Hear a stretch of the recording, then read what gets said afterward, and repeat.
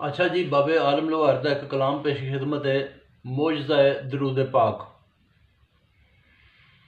हो अबू जेर दे दर ते आया एक गरीब सवाली, आंदा दे मैनू कुछ मौला राए मेरी वेख बेआली।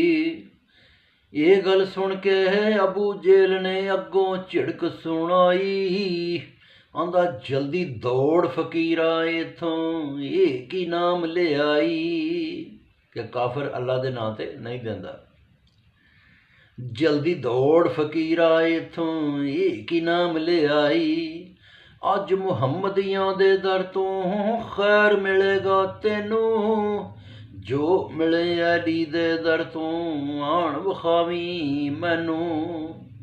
उतों फेर गदागर तुरया दर अली दे आया, आण के उस मस्कीन गदागर ये सवाल सुनाया।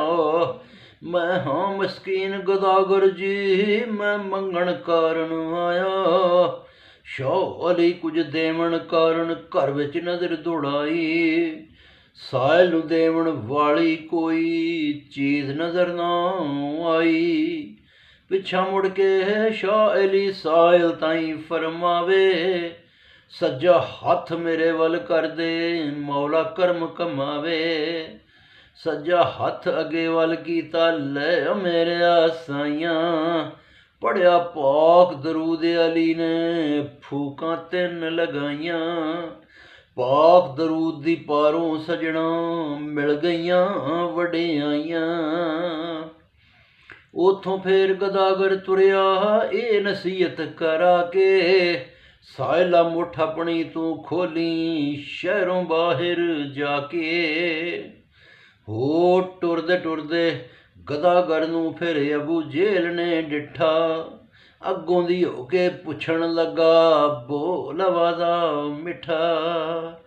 की मिलिया ए साहिला दर अली तो तैनू, देर न लावी छेती नाल तू खोल विखावी मैनू।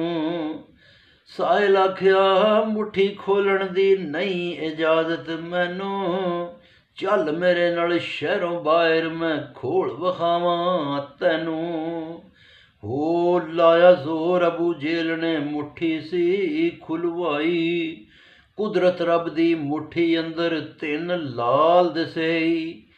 ये गल वेख के अबू जेल नूं लगी सख्त हैरानी, आंदा घर अली दे फाकिया खानी रखे शान अमीरां। किधरों ओ खजाने वंडे वंडे लाल फकीरां। मैं भी पाक दरूद न छोड़ा सुन तू यार प्यारे, जिन्ना पाक दरूद सी पढ़िया जन्नत लैन नज़ारे। शुक्रिया।